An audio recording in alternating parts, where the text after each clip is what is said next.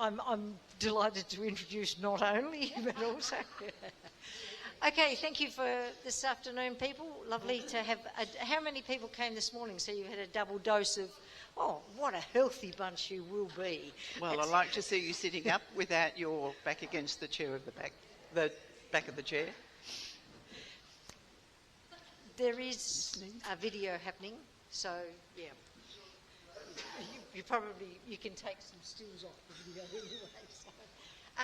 So anyway, thank you for today. Please turn your bloody phones off.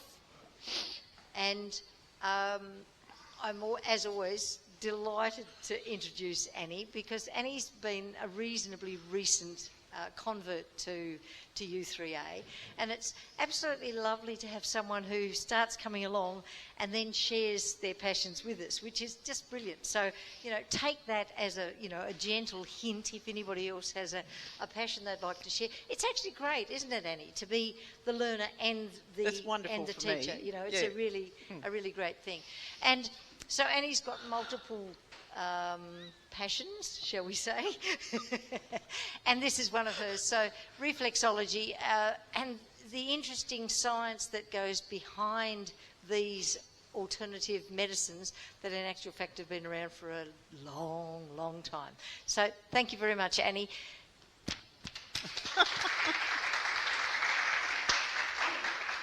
Can I please remind you that the sound only comes through the video if you speak in the mic. It doesn't matter how loud you shout, it won't come through the video. Please, if you want to ask a question, get me to give you the mic. Thank you. Thanks, Reese. And thank you to Angela, who has lent me her feet this afternoon. Very generously. This morning's session, I really enjoyed and got a lot out of it on the Alexander technique, which I knew nothing about. And so now I'll be able to tell if you're sitting up with soft knees, etc., and elongated neck and broad shoulders and breathing here, etc. We'll be practicing the techniques that we were shown this morning, which was wonderful. Now, okay, reflexology. Forwards. Turn it on. Always helps. Okay. My backstory, a little part that maybe Reese isn't aware of. 5 p.m. on Thursday, the 21st of February, in Mount Beauty, where I lived, in Victoria, I just happened to somersault down a slope with a ride-on mower. And this happened.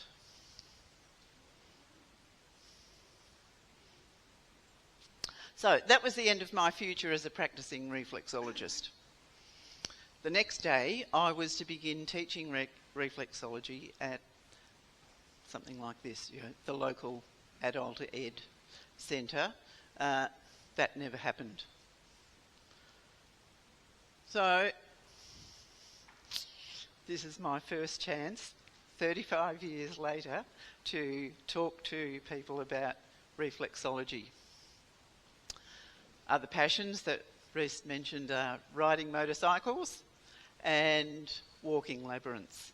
So some of you came to the labyrinth session, which turned out to be really successful because we had beach sessions after the talk here. So from the hand injury, my recovery was rather drawn out. The complications with infection, countless day surgeries, skin grafts, and a few years later, reconstructive surgery, which failed, and rehab. So, moving on, let's put all that behind me, and let's talk about reflexology. So, who's already received a reflexology treatment, either here or perhaps in Singapore or Malaysia, or not many people. Okay, a few, that's good. So you've got some idea of what happens in a treatment. So they were, so when I was practicing, it was before mobile phones and before computers. So I did everything by hand. I shared some of my work with a friend, Judith, and that's kind of what we did. Reflexology. So you've got some idea that it's a form of foot massage, correct? Yes? You can also do it on your hands, but feet are the most obvious one. It's a little bit easier to work on the feet than it is on the hands, just because they're physically bigger, and you can find the points that you need to stimulate. So, as Reese mentioned, it's a science that deals with the principle that there are reflex areas in the feet and hands which correspond to all the glands and organs and parts of the body. So if we look at, and in the break, you're welcome to come up and have a look at this. This is the sort of thing that reflexologists operate from. So on the soles of the feet are represented all the organs of the body. All right.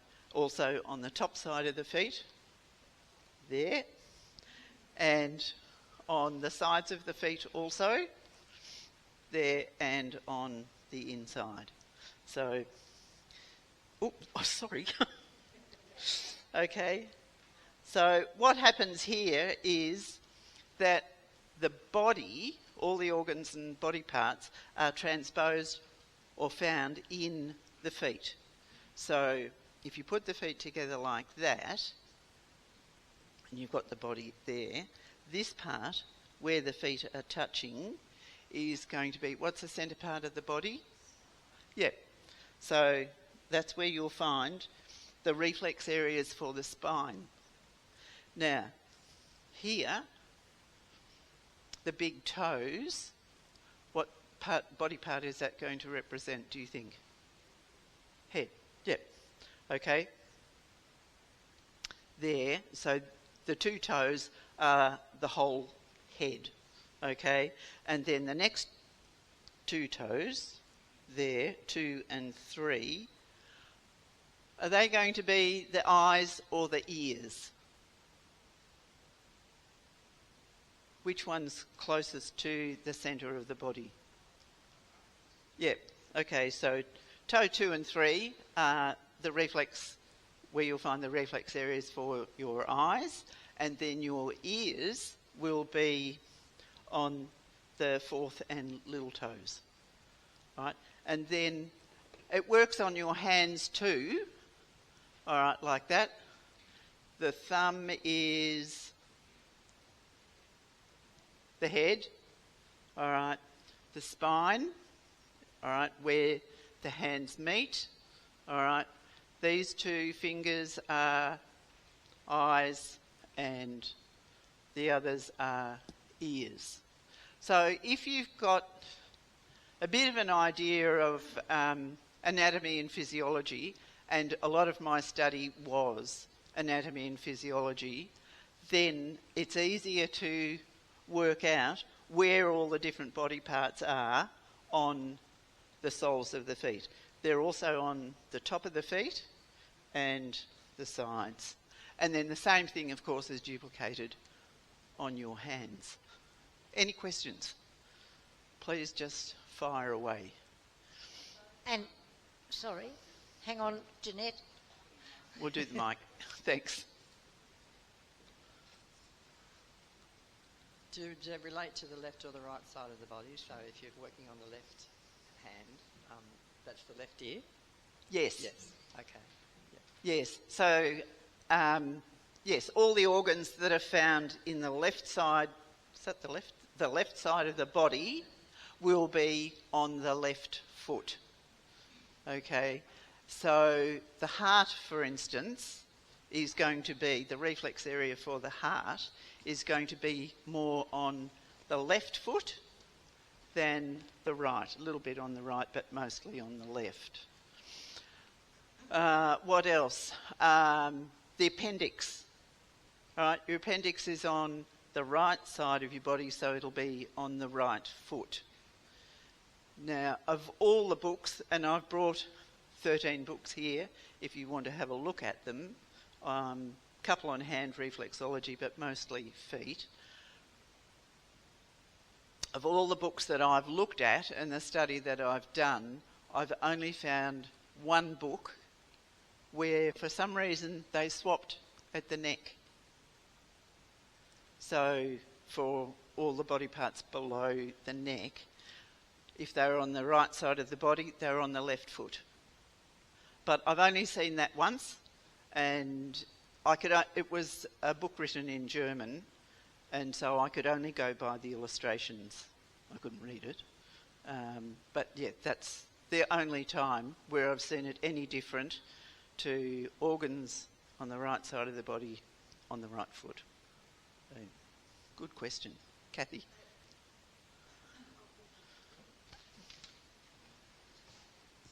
It might be sort of as you're looking at it, instead of switching it round to be the person, it might be as you look at it yourself. Yes, it could well be have a confusion like that with those illustrations because I couldn't read the headings. Yeah, exactly. So it was just kind of unusual to me to see that they thought differently. Was that a question? No? Okay. Tana. Sorry to be so long, but it really makes a difference for anybody who's watching it that we can actually get the question and the answer. Okay, so I'm just looking at the map. Where are the feet as far as... I mean, here are the feet, but where are the reflex points for if you've got foot problems? If you've got a foot problem, and it was possible to work on the foot, that's what you do. You would work on the foot. If it was a problem with your ankle or stiff toe joints, something like that, you would work directly on that foot. If it was not possible because it was a cut or a break or something like that, you would work on the corresponding hand instead. There.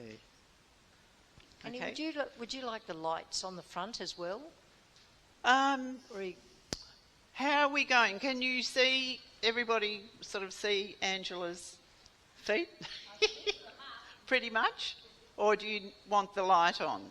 What would you prefer? Lights? Okay. Lights it is. Thank you. Yes, ma'am? I don't know that question, my understanding of Tana's question was answered, like if you've got a problem with your foot, where is the point on your hands that you can heal the foot? Let's have a look here then.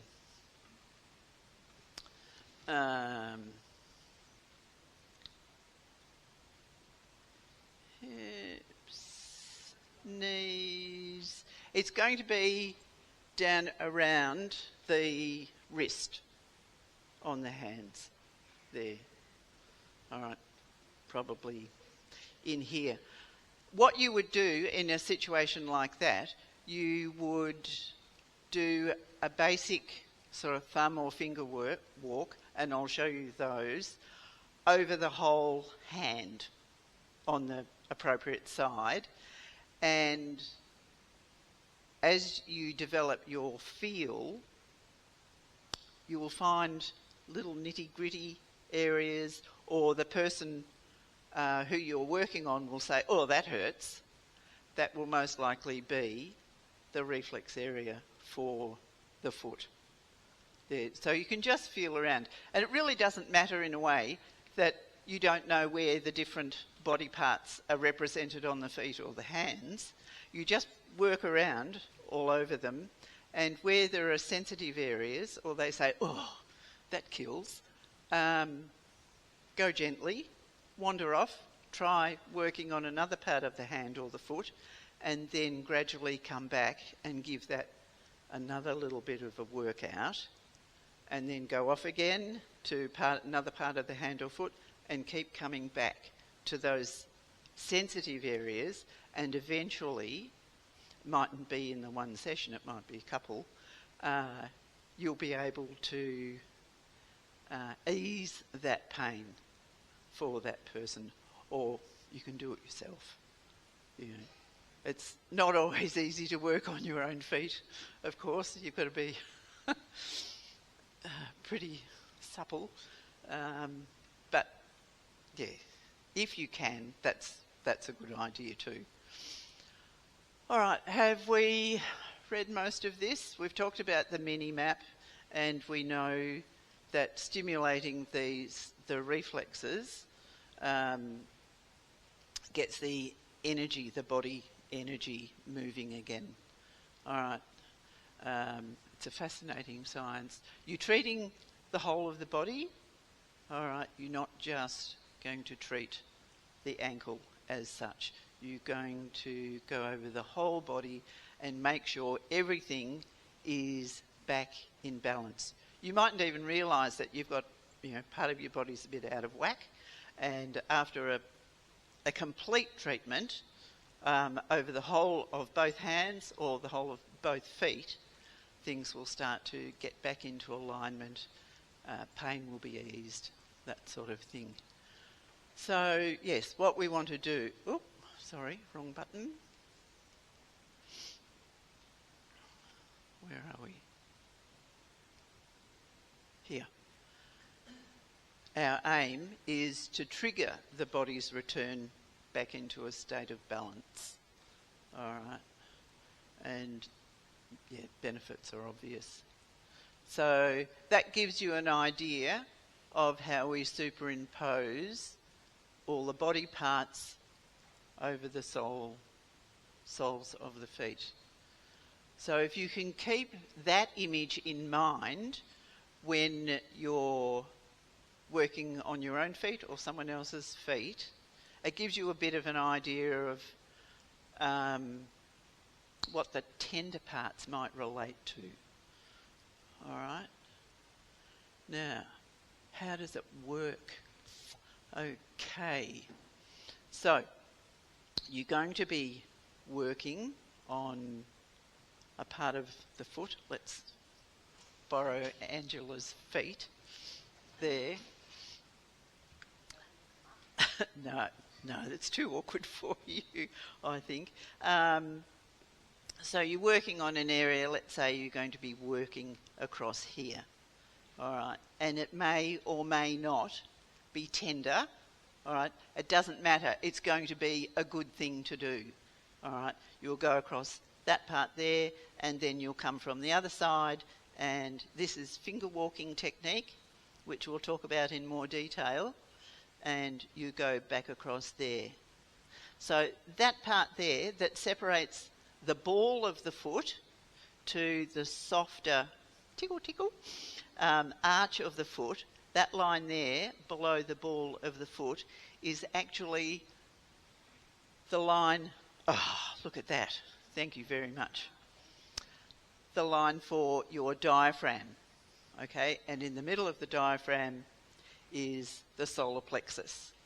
All right, and sometimes you can be working on someone's foot and you're going across the diaphragm, and in the middle there, they might go, oh, that's tender, and you'll know then to just concentrate a little bit longer, just doing little circles, or push and release gently, and that will ease that reflex area there. So let's say that's the diaphragm line there. This is where your diaphragm is here. So any part of your body above the diaphragm is going to be the same on the foot. Above the diaphragm here will be, now we're getting organised. Thank you.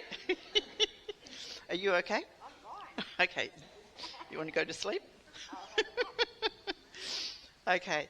So that's a handy line. It's an easy line to see. Another handy line, if you wipe your hand or your thumb down the outside of the foot like that, there's a knobby part, a little bony part that sticks out. All right. So once you've identified that, draw a line across the foot. That's the waist. All right. So then you know anything below your own waist or the person's waist is going to be, find that bony part, there's the waistline, and will be in that part of the foot. So, and you already know that the toes are part of the head, and this part here is the neck, the base of the big toe is for the neck. So anything from here to the diaphragm is going to be there in the ball of the foot. All right? Are you getting the drift? Yeah? So, yeah, I love it that there are these maps. All the books have maps. You've now got your own map for feet and hands. If you missed, there's some still at the door, I'm sure. Just makes it really easy, you know. But if you don't know your anatomy, it really doesn't matter. If a point on the foot is tender, just be gentle with it, unless, of course, it's an injury, and then you're going to back off, okay? But if a point is tender, just give a little bit of extra attention. You might just rotate clockwise, anti-clockwise. You might push and release, push and release. Another part of the foot, come back to that tender point and give it another little workout. Very, very gentle. Just to give that feedback, it's very gentle. It's not like I would have thought, get me working and do a big massage. Little does she know. Let me see. Aha.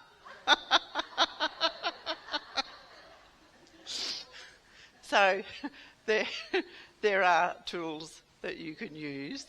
And if an area is being particularly niggly, you can actually, or if for some reason your hands are tired or stiff, or you're not able to apply that pressure, use something else. All right. If you don't have anything like this, these are perfect. Grey lead pencil with the rubber on the end. Okay, use the rubber end. Just a tip. Don't use that. But use the rubber end. It's got a tiny bit of cushioning and you can get a good feel. And, and then, let's sort of run down here. All right, and you can apply more pressure if you're not able to do it with your hands. All right, where are we going?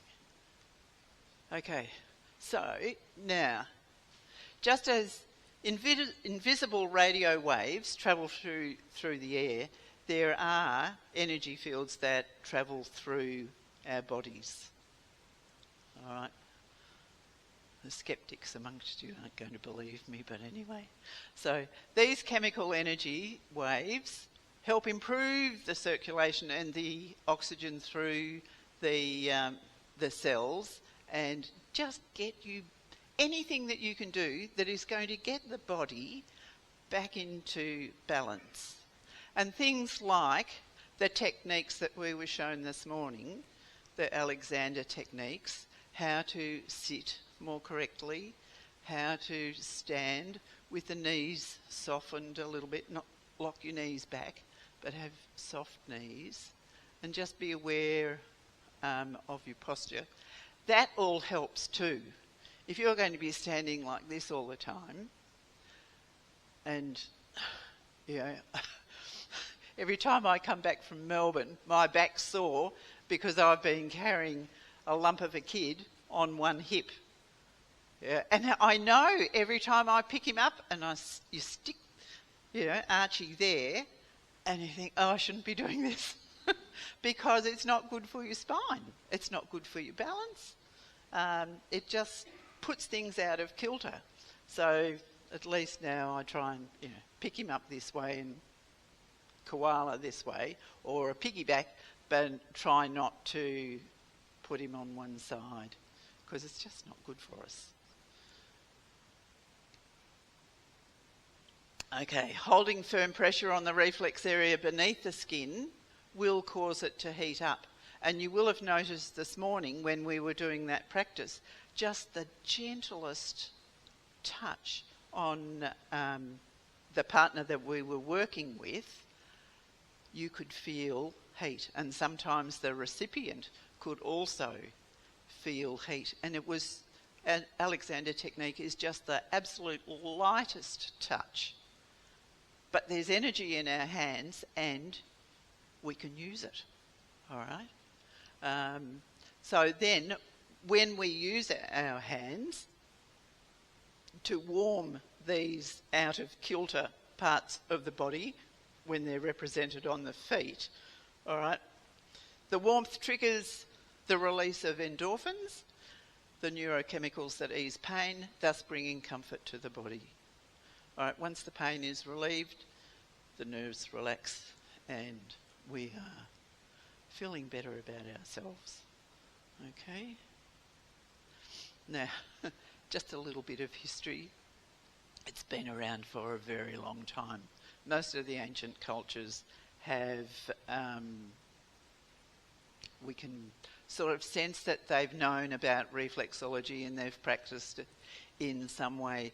So a lot of these books will mention that they think reflexology originated in China, okay, over 5,000 years ago, and also practiced in Egypt and Babylonian cultures.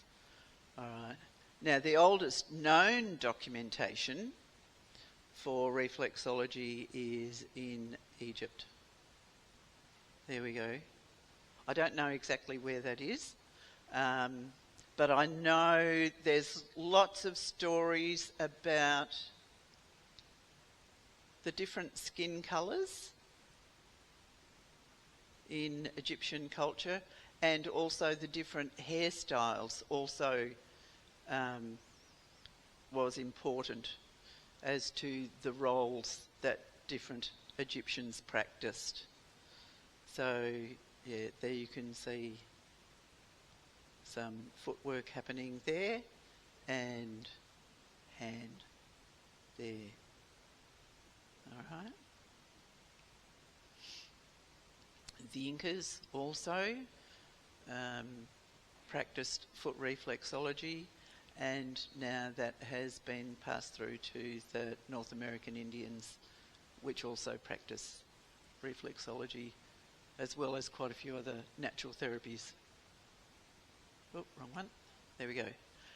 Lovely little story about Achilles and the origin of the Achilles heel.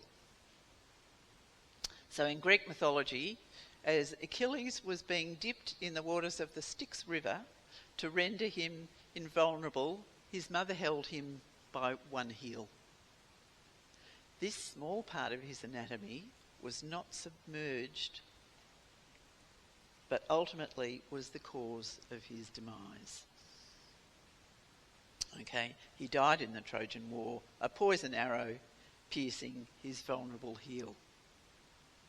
Now, I'm sure you've all got stories, your own or from friends, that mentions the Achilles heel, where it's been somebody's weak point, it's been their downfall. Mightn't relate to their foot, but it's because of this, the Greek mythology, it was his heel, but for us, it might be something different.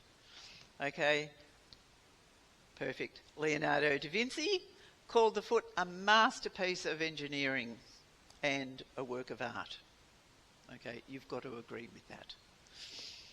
And in Chinese culture, a woman's foot was regarded as a sex symbol. And to make them even more attractive, the women's feet were bound and moulded into the desired shape.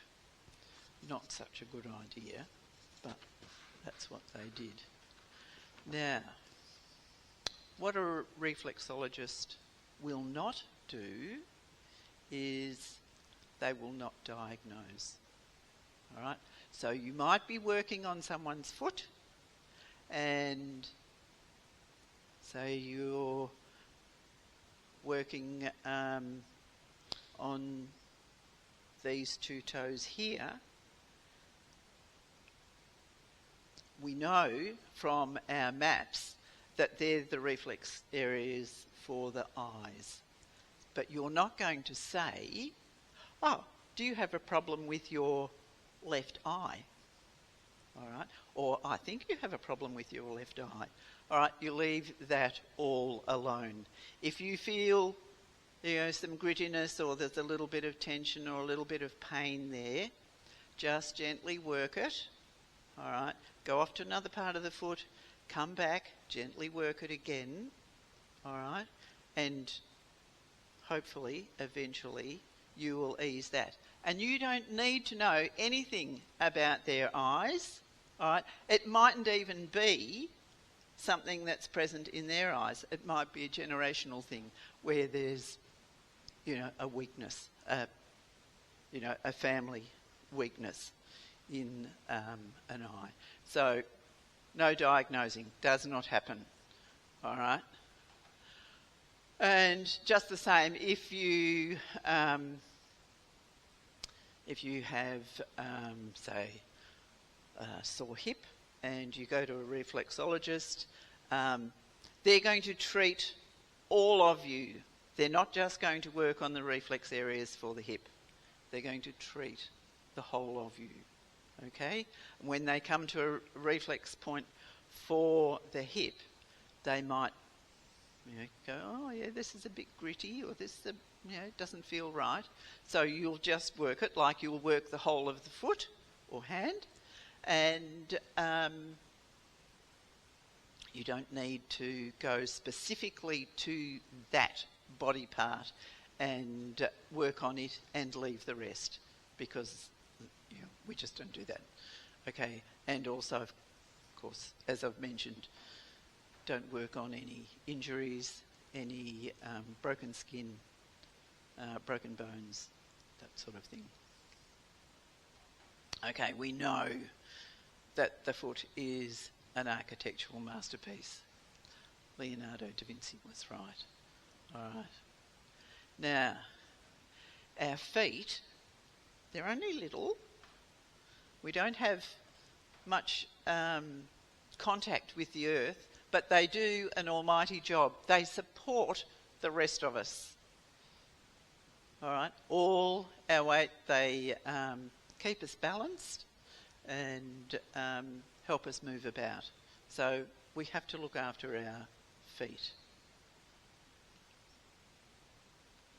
So in the foot, there are 26 small bones, 2 smaller bones, 114 ligaments, 20 muscles, all joined together by connective tissue, blood vessels and nerves, and all contained in our skin. The hands and feet contain the same number of bones, and together they make up half the bones of the body. All right, so there's a lot of bones in our feet and our hands. All right, so take care of your feet. Oh, wrong one. There we go. Once again, I can't impress upon you enough how much I rely on this image, all right, when I'm practicing. There we go. That gives you a bit of an idea. So we've got the person in the middle,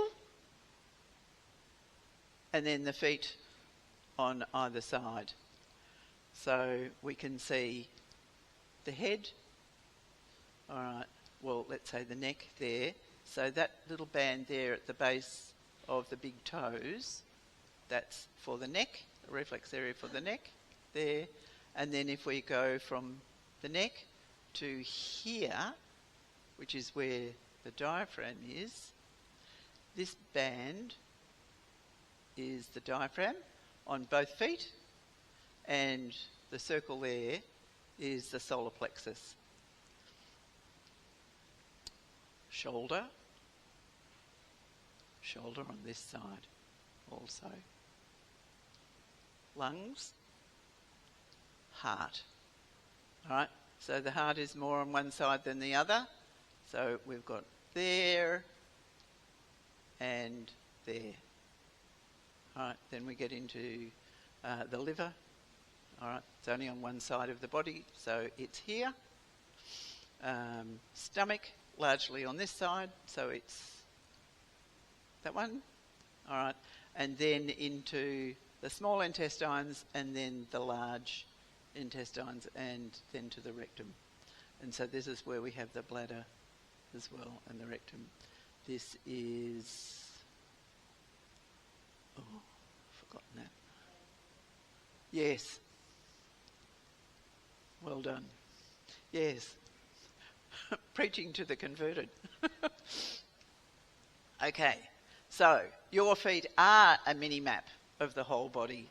All right, all the organs and body parts are reflected on the feet in a similar arrangement, okay, as we've been pointing out. All right. The reflex positions are found on the soles and on the top, the upper side of the foot and both sides. All right, following a logical pattern as they are in the body.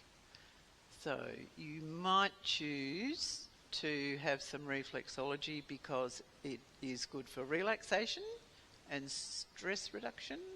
It helps cleanse the body. Oh, Marilyn. Hang on. I'm glad you're all becoming Pavlovian. It's excellent. A bit confused about the left and the right. Can we go back to the previous diagram? And you're talking about the heart and the lungs. So my idea was that we're looking at the base of the foot. So that one's the left foot and that one's the right foot.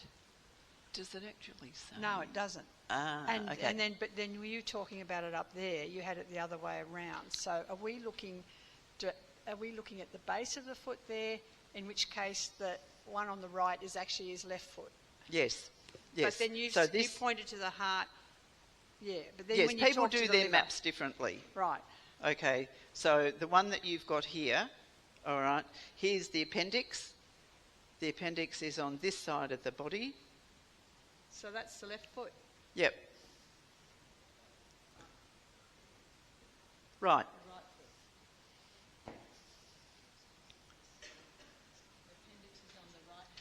So it is. So it is. You trying to trick me? Withdraw that question. No.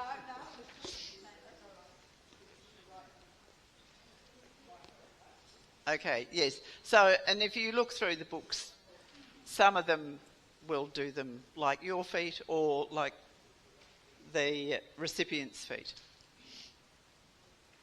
Yes, so if you've got a pen, you might want to write left and right on your foot maps.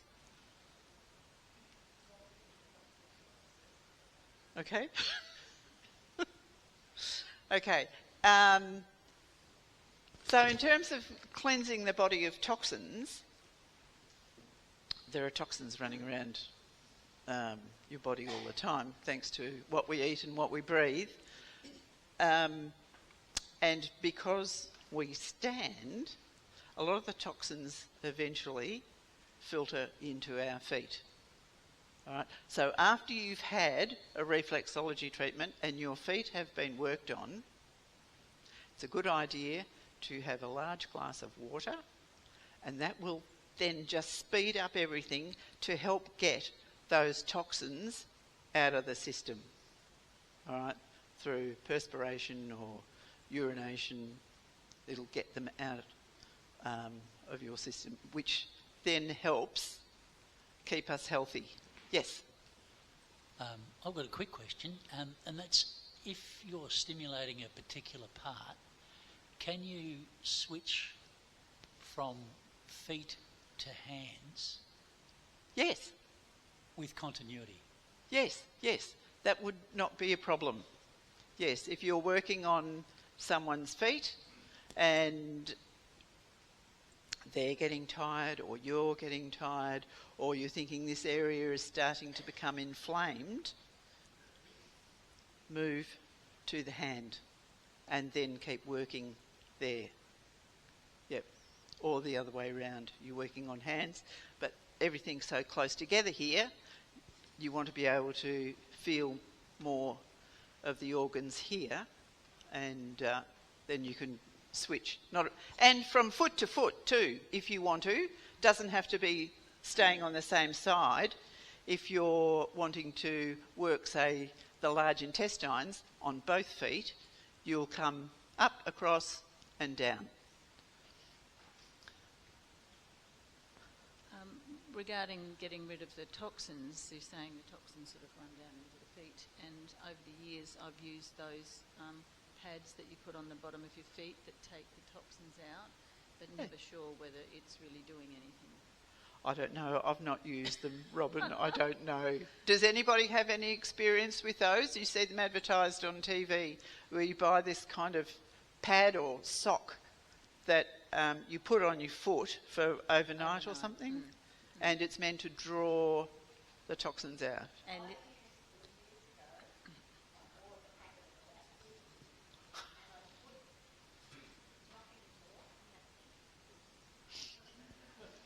No, we just want you for your feet. The question was about using those pads that supposedly draw toxins out of your feet during the night when you're asleep. They smelled really strong of like charcoal or cigarette ash, and I didn't have any significant noticeable effect from them, except that I'd had very, very dry feet, and I found that by having them covered over, my feet sort of got a bit more moisturised, but I think it was just that they had a covering over them. A little bit like the centre part of a Band-Aid would be about that much in thickness, but bigger, and they were quite black in the morning because the sweat from my feet had wet the outer surface, and I thought, oh, that's all these horrible black toxins out of my body, but it wasn't at all. It was the charcoal-y stuff that they were filled with. Yeah, okay. Traditionally, plantain, you know, the big plantain leaves were used to put in shoes, which is actually where Plantago gets the name Plantar from. fasciitis. And they were used to line the shoes of pilgrims as they walked to, relieve any stresses to the feet. So that's been around for a long time too. That's a nice piece of history. Oh, that's good. Kathy?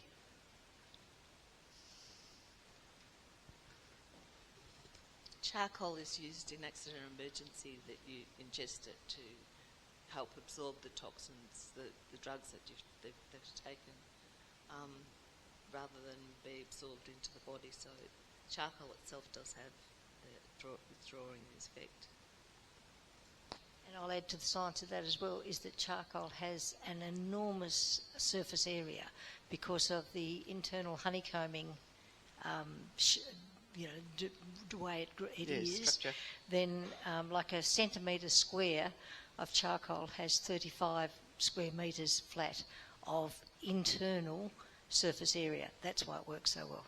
Yeah, super absorbent.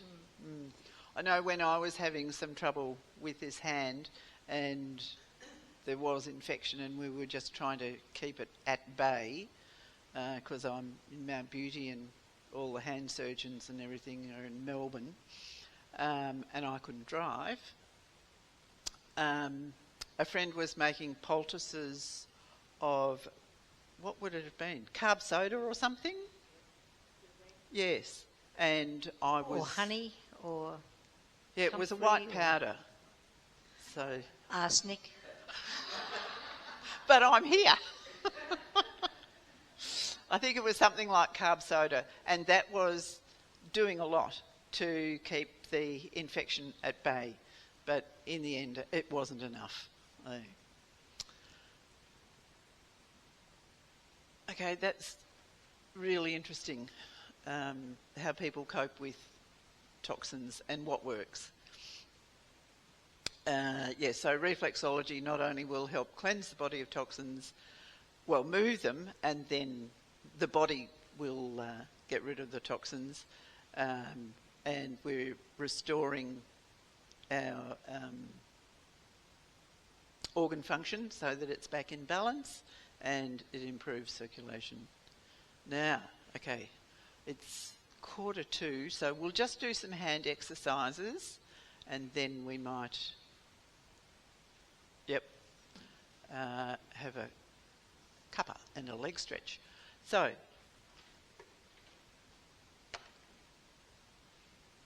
let's just say clap, have a good feel of your palms and loosen up the wrists a little bit so you're actually working the hands.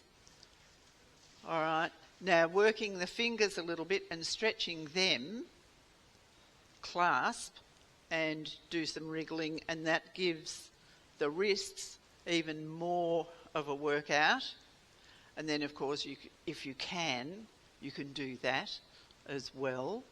All right, and one I really like is, if you're not used to doing it, it's probably really hard to do it just from looking at me doing it, but you keep the wrists in contact with each other and you just roll one hand around the other and then reverse the direction. All right, doesn't that feel good? Do you feel, no? You got a few aches and pains?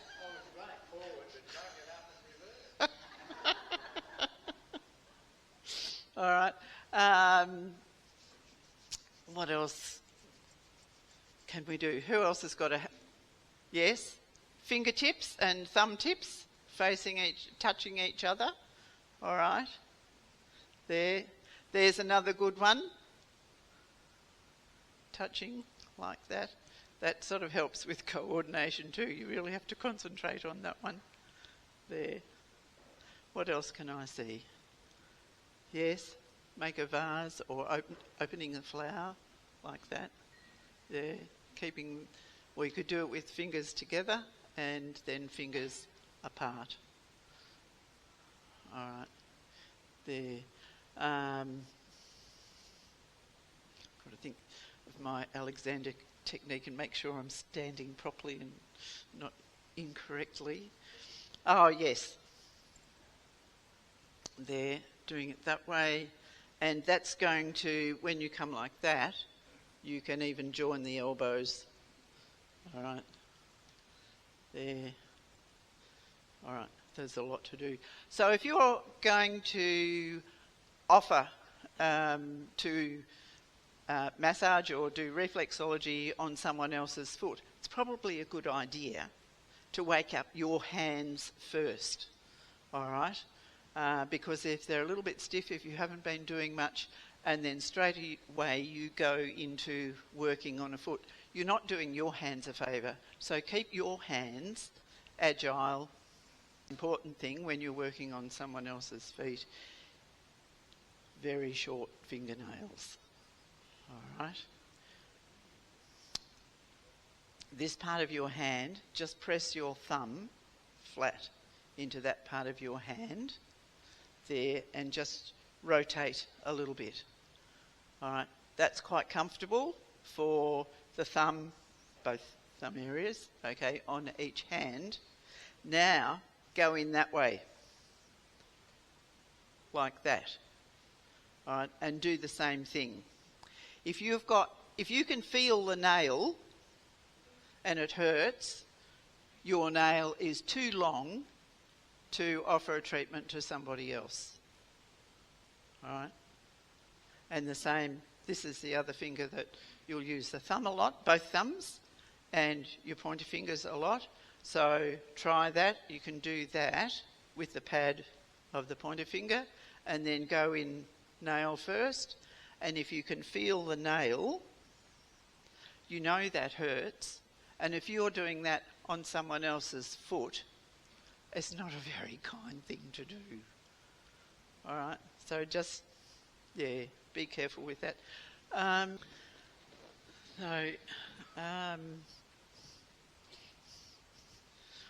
We need to thank Angela.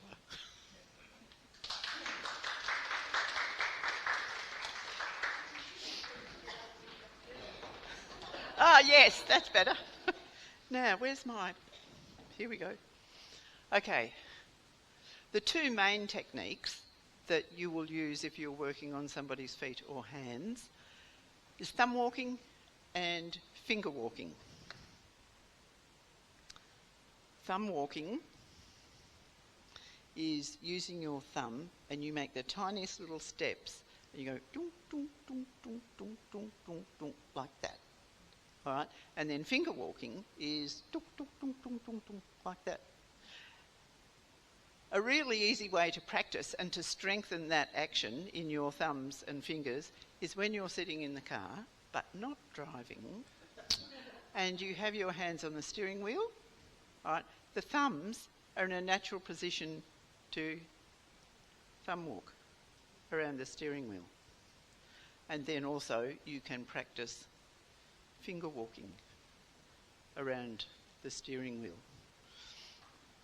Or here, or actually do some. What about handlebars? That's the grip technique.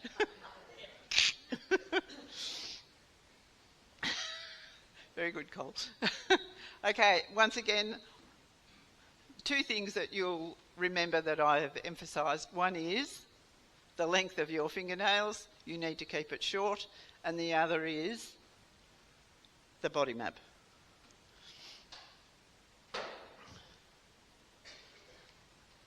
What's happening? Oh. You mean I have to do that? There we go. Okay. There are two parts to the thumb.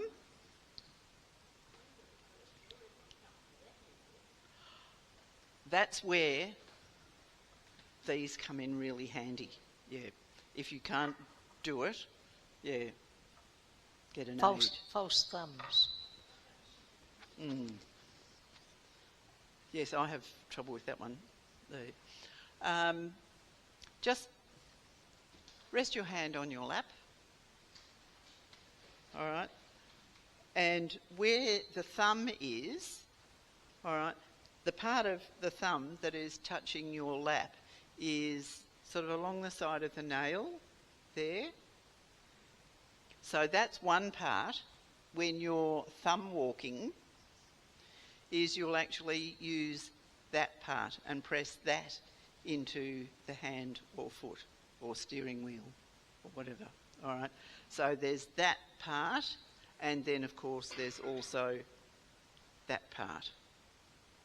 All right. So you can practice using that or that, like that. Okay. And yeah, that's all natural. Goes without saying. Okay, two main types of thumb walking: top of the thumb and side of the thumb. All right. Once again. Okay. Now, place the back of your resting hand. So choose, you're going to have a resting hand and a working hand. Okay?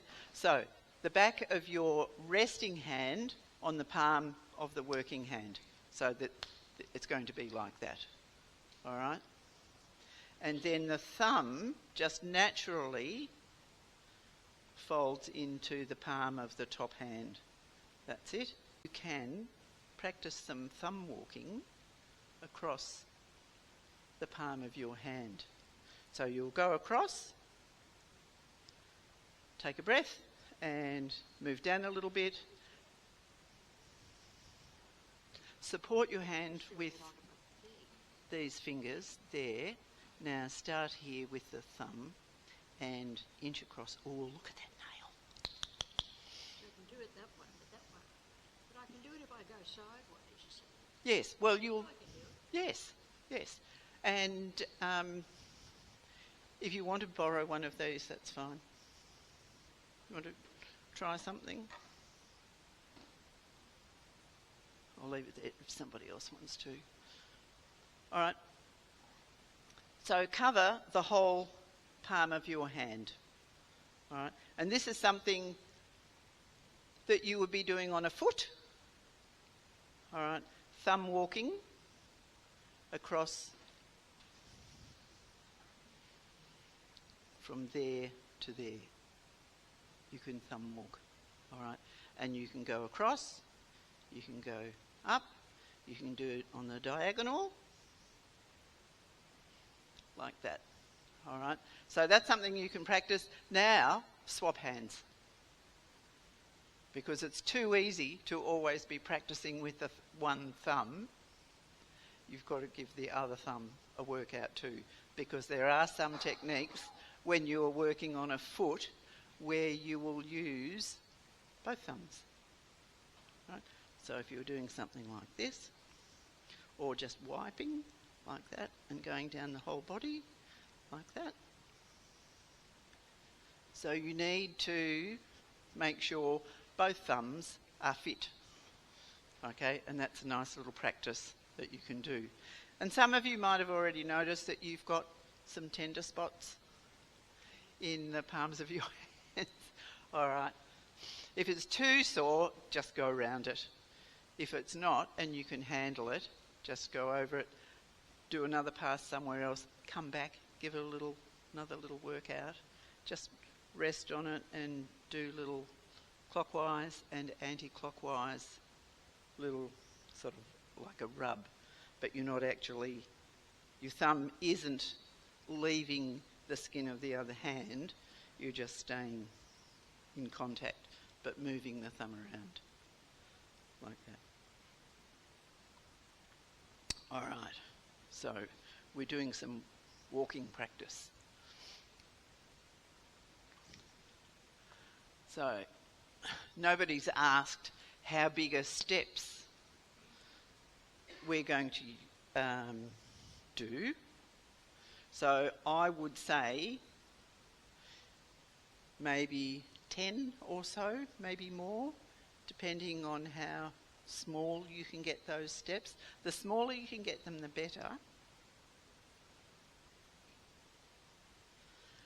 Yeah, give it a rub, take a break if it's, starting to get tired. All right. So 10 to 15 little steps. We're walking, so we're taking steps. All right, that's kind of why that language is such. All right, change direction. So you might be going this way,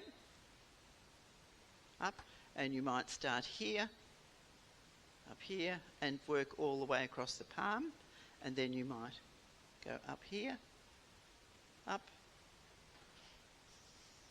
up. Marilyn? That's next. You've read the next slide, haven't you? Oh, on the fingers? Yes. Yes. So now, practice on your middle finger. There. So support the finger that you're going to work on, say this one, with the fingers of the other hand, and then thumb walk up it. And do it several times. Say once up the middle, and then once on that side, and once on that side. And then swap hands if you can, and go up the middle finger to the tip, and then up the side. And I can't get my thumb around there, so I would use a finger and finger walk up the side like that to the top. And then you can do that on each of your fingers. So this is, if you're stuck in a meeting, you can sit there with your hands under the table and you can be doing something of great benefit for yourself while you're in the meeting.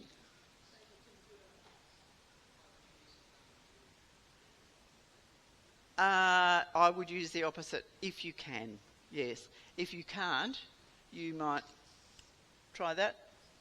Or that one. Everybody's got maybe a grey lead pencil with a rubber on the end.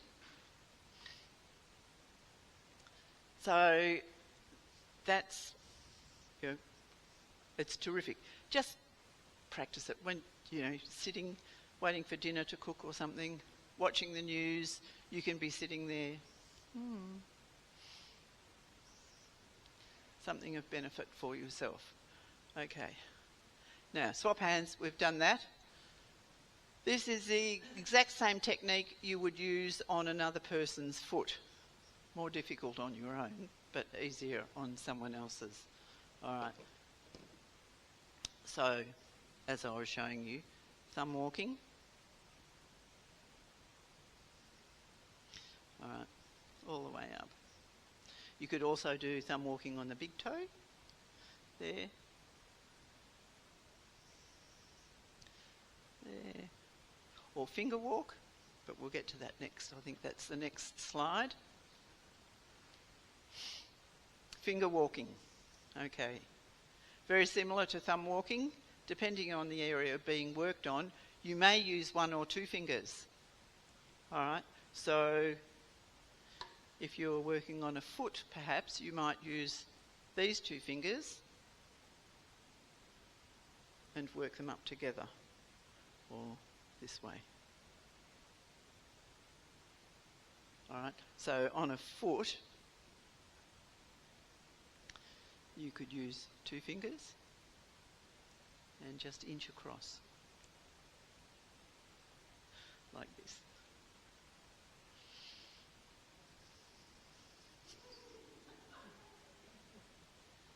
All right, other hand, go in the other direction.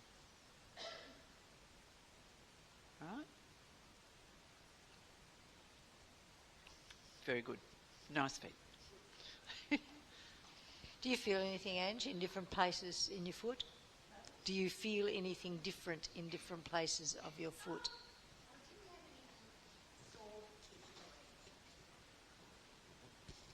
I didn't feel any pain or any sore bits, but it just is a nice relaxing thing to lie here getting my foot played with.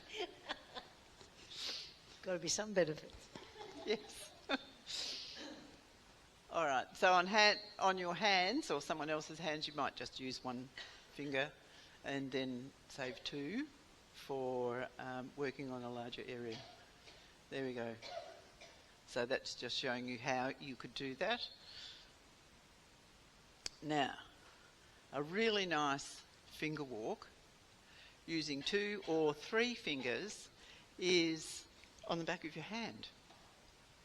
All right. So if you look on the back of your hand, you've got these long bones from the knuckles to the wrist, metacarpals. All right. And so we're not going to massage on those. That's too tender and you could cause bruising. But in the valleys between those metatarsals, so I prefer to do it this way. All right, 2, or you could even do 3 fingers and just finger walk across. So put your hands on your chest, it's really easy, it's sort of comfortable, and then away you go. Down to the wrist, and then come back. Move over, every finger over one valley, and then go through again. And it kind of feels nice. All right, and then over again. You're not going to do this one in the staff meeting though, are you? Change hands and then away we go again. Feeling for those valleys. And going through. I like the feeling when you're doing this. That's great. Okay, we've swapped hands. Now, the finger walking passes you can also do on the back of the foot. So we'll just put this under your knees a little bit there. So that's this part of the foot here. All right, from the toes to the ankle. So I would stand here and then use fingers to finger walk. I'll try and do it this way for some of you, and then I'll swap sides. So there. Support the foot so it's not floppy. Support it with the non-working hand. Use the working hand. Feel where the valleys are, because now we've got metatarsals, the long bones in the top of the foot, and find the valleys. And conveniently, they're about a finger width apart, and up you go towards the ankle. All right, now for those of you on this side, here we go, starting at the base of the toes and working towards the ankle. You can feel where those bones are, and then the fingers just naturally sort of fall into the valley between the bones. It's a bit awkward with this hand, but up you go, and then you just move across until you've got every one of those covered at least once. All right? Or, you know, for me, I would do it this way on this foot because not as dexterous as I might have once been. So does that feel nice? There. Okay. So kids love this sort of thing. If you've got a kid that doesn't mind having his feet touched, you can just do this sort of thing, and it's a really nice calming thing to do with children. Or you've got, maybe if you've got an elderly relative in a nursing home or in hospital or something like that, they may not like having their feet touched, but if they do, it's something that you could do for them as well. It's just a nice, gentle, soothing thing that you can do for someone else. All right, so we've done that. I've jumped ahead of myself. Oh, no, I haven't. Okay, so now to the toes, the reflex positions on the big toes, right there, and you've got your maps, all right, are also on the thumb. Okay, so there we have the reflex area for the pituitary gland, all right, it's on the thumb and also on the big toe.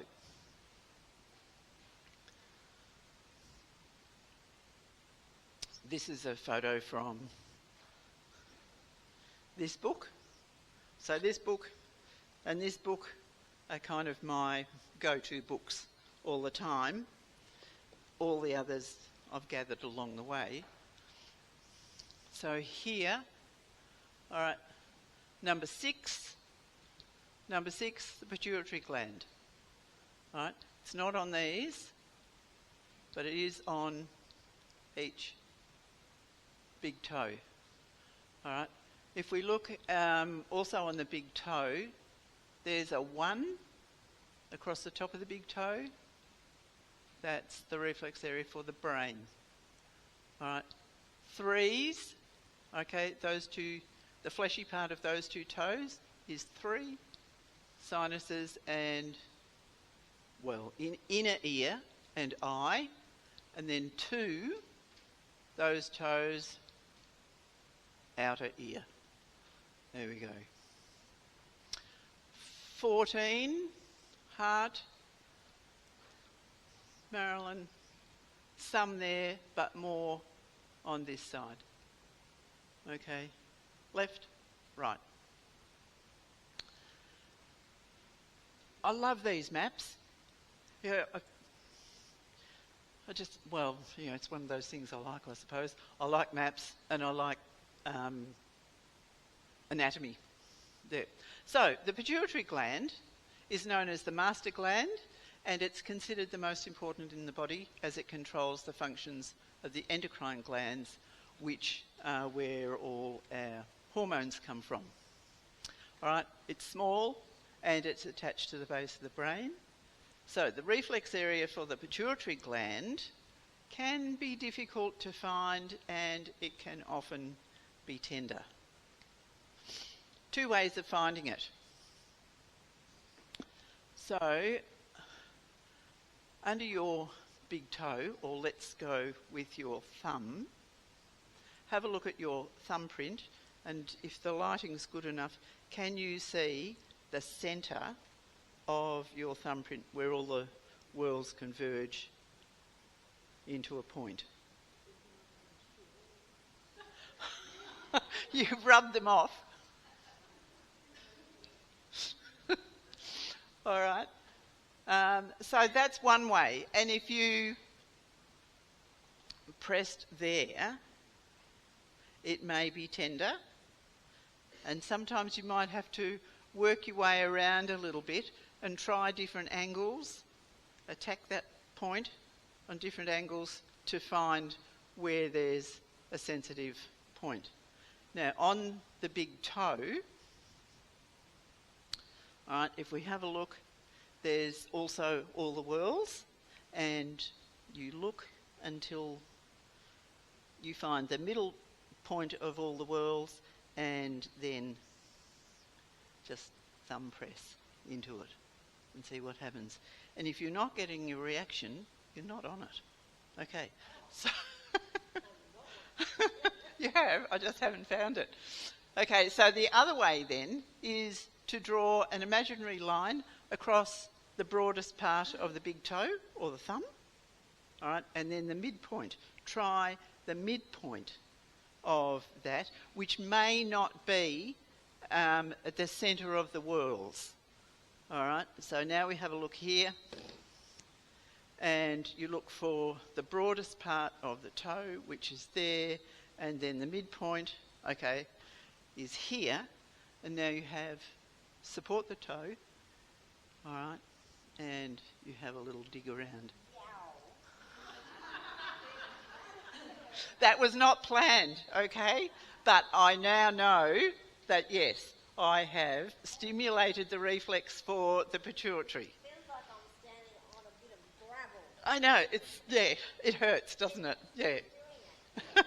You want more? No. Yeah, okay, so that's, you do that on both toes. All right, so perhaps I'm better? Oh, okay, well, okay. So for Angela, the midpoint of the broadest part of the big toe is where her pituitary reflex is located.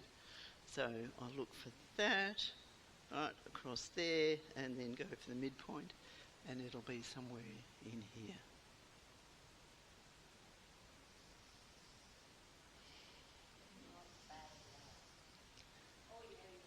Yeah, okay. All right, that was the centre of the whorl on that one, and the midpoint of the line across the broadest part of the big toe for there. Same on the thumb.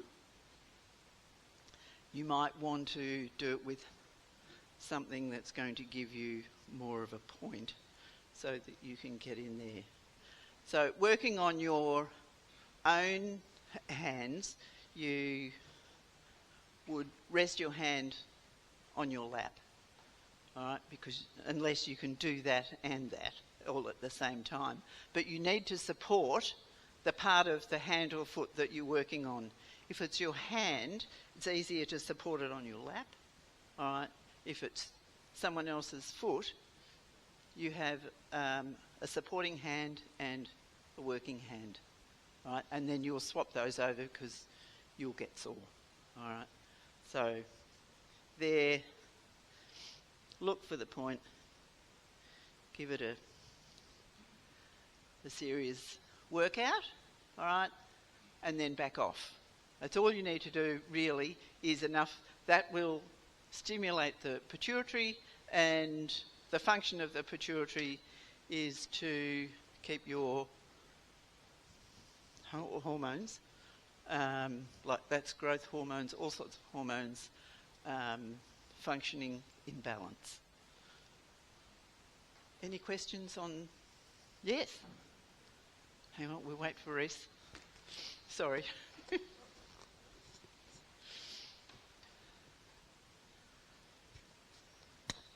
When you're going to give reflexology, is there an ideal way to start? Do you go looking for the problem? The other little side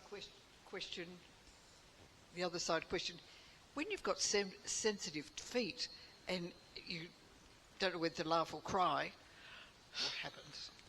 Yes. Good question. Later on in one of the other slides, I talk about how you might start a treatment. We may not have time for that to get that far today, but what I would do and would encourage you to do is, if you're going to work on someone's feet, you greet the feet. Right? So you've got clean hands, short fingernails, they've got clean feet, all right? And so you will greet the feet, and it's just kind of introducing yourself to the feet so they get used to the touch. All right, so it just might be simply this sort of thing, just having a little touch. All right, then you might support this foot and just gentle touch, just little breeze strokes like that. And then this one, you can cup the heel in your hand and then just gently like that. All right, and then once the feet are getting used to that idea, then you would, what I like to do, because it looks really cool, you cup the ankle in your hands like that, and then you, when they're relaxed, the foot wobbles. All right, you give the ankle a shimmy like that, and the foot wobbles. So for these people, cup the ankle, relax. There we go, good girl. All right, and it takes a little while for the feet and the person, the recipient, to get used to this idea, because we don't all have our feet touched all the time. It's not, you know, a common practice. So give them time to get used to the touch, and gives yourself some time to have a look. Okay, there's no abrasions. There doesn't seem to be anything too amiss with the feet. There's no infection, that sort of thing. So you would then continue. Fiona. Yes, Hannah, we've got a question here. Wait, sorry. Oh. So with regard to the pain, for want of a better word, when you hit the pituitary gland, so when there's a sensitive area, that means that particular area needs some, or has some issues or whatever, and you work on it. So with the pituitary gland in that instance, does that mean that, what's the lady's name? Angela. Has got an issue? No, with the pituitary no, gland? the pituitary is always going to be sensitive, and it always needs a bit of a kickstart. Right. Okay. Yes. So that was my query. So do you keep working and digging until they react? Because the second foot, the that best. didn't happen. That's the initially. best plan. Yes. Yes, and then you know that you have actually stimulated the reflex point for the pituitary gland. Wonderful. Okay. Yeah. Thank you. There. So that's the pituitary, the reflex point for the pituitary in the centre of the big toe is probably the only point where you want some feedback from your person that, yes, you've hit the right spot. Yeah. You don't need to keep at it then until they're, jumping off the table. But, yes, just so that you get that feedback that, oh, okay, yes, okay. You might want to come back to it later on as you're going over the big toe and the other toes, or not. But at least do it once for each big toe in a treatment. And you can do it on your own big toe. If you've got a headache, something like that, sit cross-legged, get something like this, find the point, wriggle around in the fleshy part of your big toe until you find it. All right, and And sometimes if it's a really bad headache and you give that a decent go, you'll actually feel the headache sort of just wash away. There, yeah. So that's something you can do for yourself.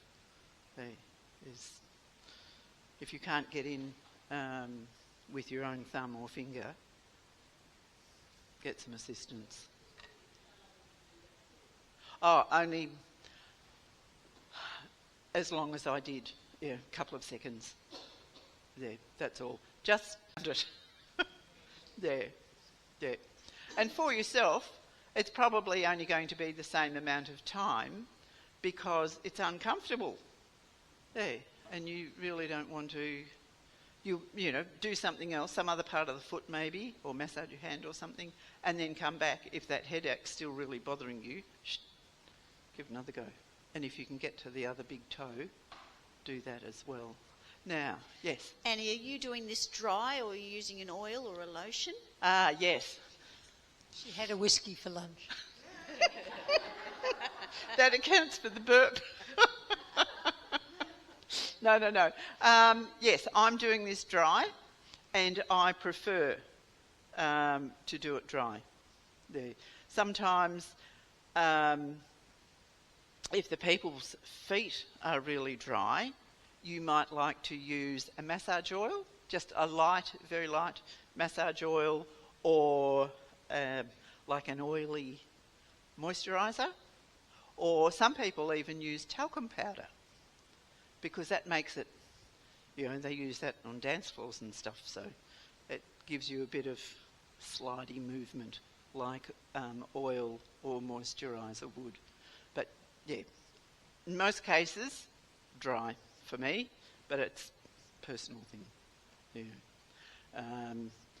If you were also using aromatherapy, for instance, you might choose different oils, to use on their feet. Yeah. But yeah, basically, I don't use anything. Now, we've done that. Okay. So once you've done that, you could then calm the person down by doing just a nice little thumb walk or finger walk right over the whole of the big toe. All right? And then to finish off as a little treat, the top of the big toe, or the top of the thumb, that part there sort of, when you hold your thumb up, it's the bit at the top there. That's the reflex point for... Yep. So you could do that. So you could finger walk across the top of the big toe, like that. And then go back the other way. And because the reflex areas for the brain are also the top, same position of each toe, you could do that also. Finger walk across the top of each toe. All right? There. And then you would do the same here.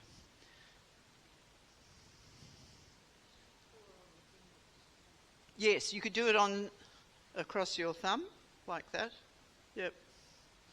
And if you need to rest your hand in your palm while you're doing it, there. It's not easy sometimes to try and do it while this hand's sort of unsupported. There. So finger walking across the brain reflex on each of the toes as well. There we go. Okay. Do you want to do that? Try that on your thumbs.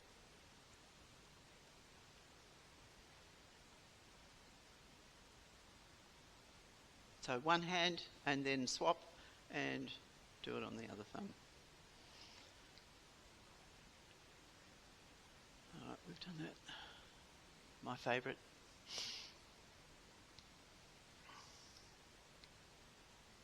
There we go.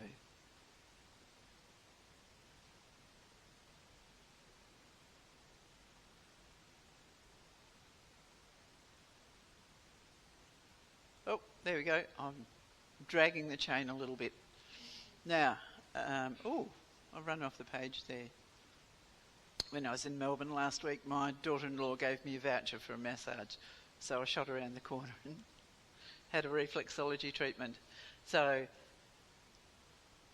this is the start of the treatment where I'm in a recliner chair with the foot out.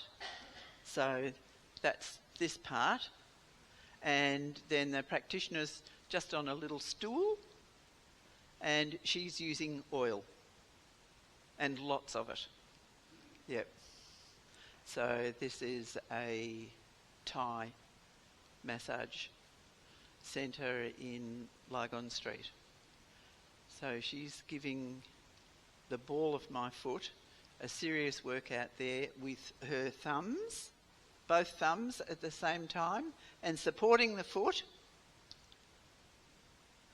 with her fingers.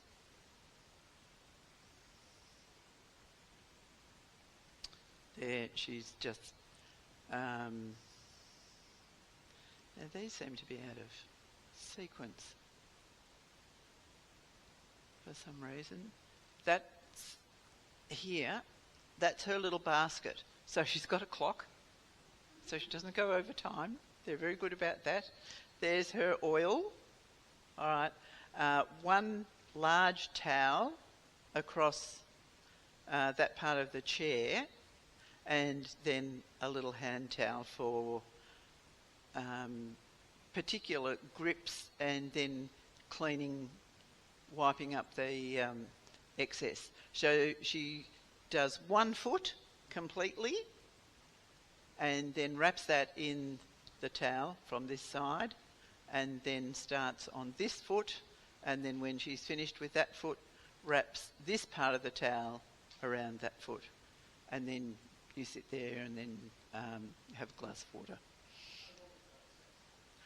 That was about 40 minutes. Yeah. So anything from 30 to 60 minutes is good. Yeah. Here, this is a technique we haven't talked about, forming a fist. All right, there. So she's supporting the foot, and this is the reflex area for the spine there, but she's actually working in on the sole a bit more, sort of in underneath the foot. And so she's formed a fist, and she's using these knuckles to massage. All right, it works quite well. You get good coverage when you can use more than just a fingertip there. I'll come around this side. Would that also stop the person during the treatment getting fatigued fingers using this? Yes. Yeah, you want to mix it up a bit. Yep. So fist, form your fist, support the foot, and then you can just wipe up and down like that. All right. All right, and then you would do both feet. There. Are you okay there? Like that. All right. It's a nice, gentle technique to use.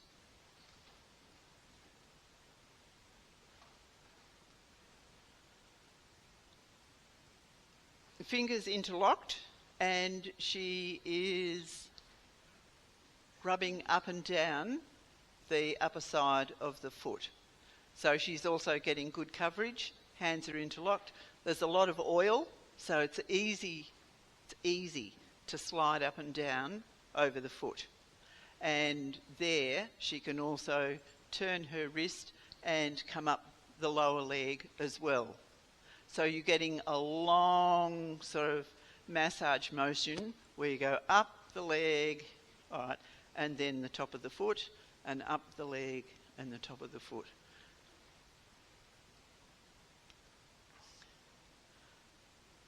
This sometimes hurts I noticed the Thai people, this is a technique that the Thai people use a lot. I don't know what it is there, whether it's lymph drainage or why they choose that area, but they like to go up and down, and it can, it's sort of in there, all right, and they are quite firm about it, and that, yeah, they'll go up and down several times, and then sometimes they might use the other side of the leg down here as well. It all helps. You really can't do any harm. There we go. So this is towards the end. She's cupping the heel of the foot and then holding the toes and the upper foot quite firmly, and then she's rotating the foot. So here, cupping the heel and holding, supporting the upper foot, right, and then rotating like that, just slowly and gently. If there's any resistance, don't push it. All right, like that. And while you've got this hold, you can also extend and push up, and extend and push up. And then you would do it on this foot, cupping the heel, holding the upper foot, and just large circles there, clockwise and anti-clockwise there, and then stretch and push up. All right, and stretch and push up.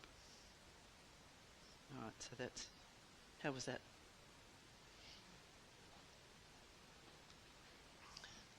Oh, this I find most uncomfortable. They pull each toe, sometimes between the thumb and fingers, and then sometimes between these two fingers, and they pull it and it kind of snaps. You need a lot of oil to do this. It's not something I do, but it's something that they practice, and it's uncomfortable for me. And then, if you can get your fingers between their toes, you can get a good grip and a good stretch like that of the upper foot. All right. When you're doing anything like that, if you're aware of the person's breathing, you can do it in time with their breath. That's a really nice thing to do. If you're observing their breathing, you can do these sorts of techniques in time with their breath. It's very relaxing for everyone. I won't do it, Angela, because you've got smallish feet and I've got largish hands. Yeah, don't think you'd like it. There we go. Okay, finished with that foot. So it's wrapped in a towel. So it doesn't get too cold. It's already got, good body warmth, so the towel will help contain that. And then she'll start on that foot. Okay, so somebody, yes, you asked the question, didn't you, about greeting the feet, to if you're going to start to work on someone's feet. So, yeah, this is what I would do. Oh, rightio, we'll skip through this then. There, now, equipment, somebody also asked about that. Clean hands and short fingernails, of course. A nice, quiet, comfortable area. One towel or two smaller towels, and that's basically so that when you've finished working on one foot, you can wrap it, and then you work on the other one, and then you wrap it. And then you leave them until they're ready to get up, and then when they're up, you offer them a glass of water. All right, and optional, massage oil, talcum powder or moisturiser. Now, what I had planned was going through the different sections of the foot and the body parts. So it's basically what's on your map and what techniques you might use to cover those areas. But we're out of time, but that's all right. What I would... there's another part of the foot, all the organs in it. Oh, that's... Sorry. Thank you, Angela. And yes, if anyone's really interested in doing a practice, and I'm quite happy to do a 2-hour session so long as you come in pairs, and then I can help you. I'll give you notes and things like that of these slides, things that we've skipped, so that you can actually go away with some hands-on practice and some notes to remind you. Fantastic. Do we have any last-minute questions? Hope you've answered us all on the way. Fantastic, Annie. And if people want to do that, probably the best way is to get directly in touch with Annie. Or through Jo. Or through U3A. And she can pass them on. Yeah, well, that's what I mean. Yeah. Yep. Yeah, So for sure. we'll just forward those emails through from U3A. So, Just as the person receiving this, I was quite sort of relaxed, and it was the afternoon, as you are. But after Annie went and did that finger walking across my toes, I felt quite, not stimulated, but refreshed. Like it gave me a bit of a wake up. And a bit like, you know, when you're sort of a bit groggy and then you go out in the fresh air and it wakes you up. It actually surprised me that I thought, oh, I feel quite awake now and but refreshed, not hyper. Yeah. So good, Angela. A bit of unexpected feedback there. Yeah, thank you. thank you, Annie. Well, thank you, everyone. It's a pleasure to be able to share this with you all. And if you want to do a session, we shall. And yes, and our magic feet.